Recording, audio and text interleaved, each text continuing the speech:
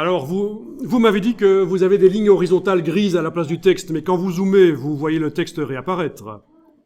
C'est parce qu'il est devenu un peu petit.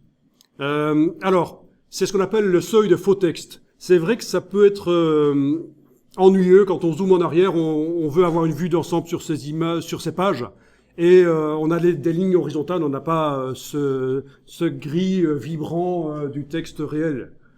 Bon, mais ça peut se modifier. Vous allez dans Édition Préférences sur PC ou dans InDesign Préférences et vous allez pouvoir aller modifier ça à un certain endroit qui est Performance d'affichage.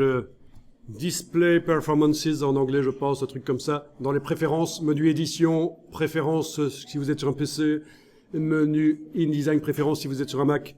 Les performances d'affichage, vous avez ici le seuil de faux texte chez moi. Il est sur 1 point, ça veut dire que je peux zoomer fort en arrière, les lignes horizontales grises n'apparaissent jamais. Chez vous, il est sur 7 points certainement. Mettez-le sur 1 point, et peut-être pas tout de suite, ça dépend des ordinateurs, parfois il faut relancer InDesign, mais peut-être que tout de suite ça va marcher. Vous allez voir que quand vous zoomez en arrière maintenant, ces lignes grises n'apparaissent plus.